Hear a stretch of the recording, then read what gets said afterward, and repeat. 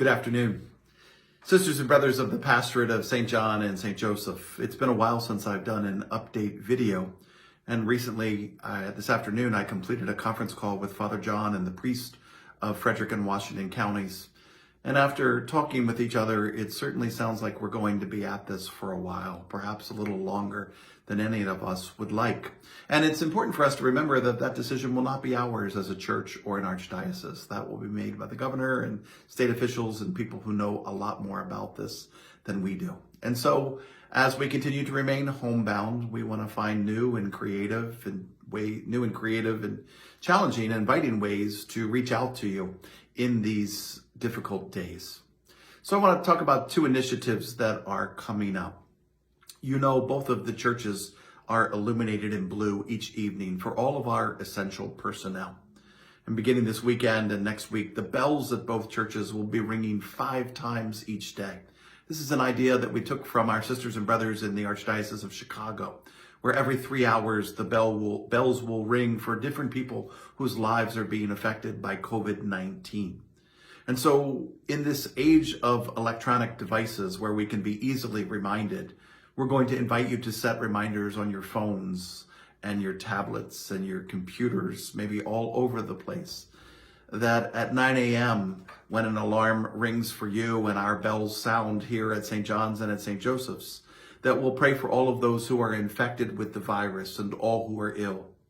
At 12 p.m., we're used to praying the Angelus, and as we honor the Blessed Mother, we'll also be praying for all healthcare workers and all of those who are attending to the sick. When the bells ring at 3 o'clock, we'll be praying for first responders and all essential workers.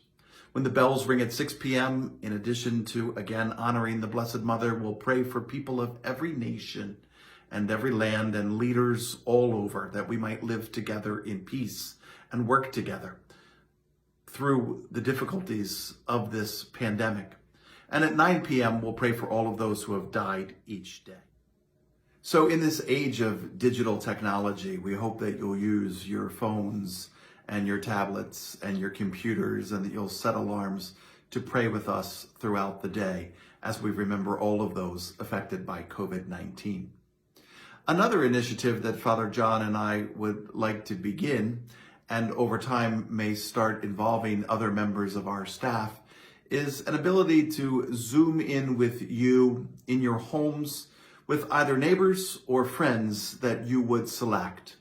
I've been making some phone calls in the evenings, and last week I called a family that put me on speakerphone. And when my voice got on speakerphone, the kids knew that it was me instantaneously, and they got excited, and I got excited.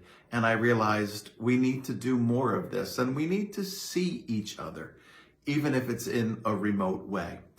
And so through likely Sign Up Genius at both parishes, we'll be providing an opportunity in the weeks to come with a couple of times throughout the week in the evening, and a few afternoon times and a few times on the weekend where you can sign up and you can choose the couple of families that you sign up with, and we'll Zoom in and kind of have a virtual gathering with each other in a small group setting. And so we hope that you will see that information, you will choose to sign up with some neighbors or some friends, and it'll give us the opportunity to interact with you in these days where we're all still homebound.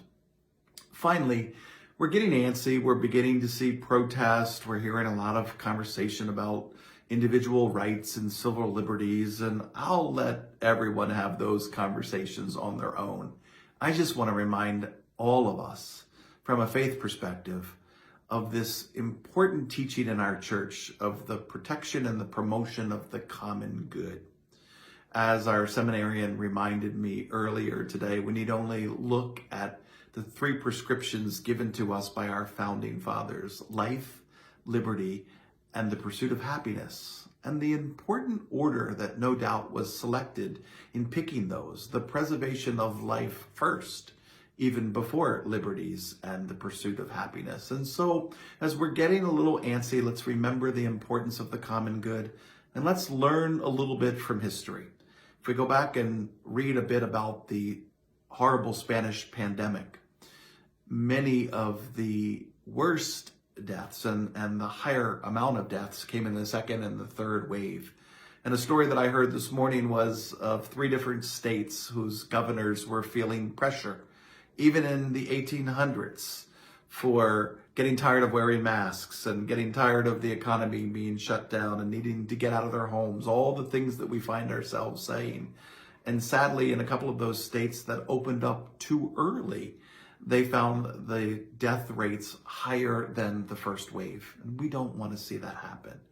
We want to gather again as a people of faith as soon as is safely possible, but not a moment before. So resist the temptation. Try harder, as I am trying harder, to be patient with these restrictions and these limitations that are very hard for us and have incredible impact, psychologically, economically, in every way. But let's remember the importance of protecting and promoting the common good that is at such the heart of our very faith tradition. May the blessings of the risen Christ be upon you and your families as we conclude this week and begin the weekend. We'll look forward to joining you for Mass tomorrow night, and we'll look forward to praying with you as the bells toll, and we'll look forward to coming into your homes, albeit remotely, with friends or with neighbors in the days and the weeks to come. May the blessings of the risen Christ be upon you now and always. God bless. In going back and looking at this video, there were a couple of things I would have done differently or even said differently. But talk about knowing your history. There was one glaring error. I talked about the Spanish pandemic flu in the 1800s, and it was the early 1900s, beginning in 1918. And so rather than re-record the whole video, let me just correct that right now. The 1900s, the early 1900s, had very similar struggles like we're having right now. May the blessings of the risen Christ be with you and with those that you love this day, and we'll look forward to being back together as soon as we possibly can. God bless and continued joy in the Easter season.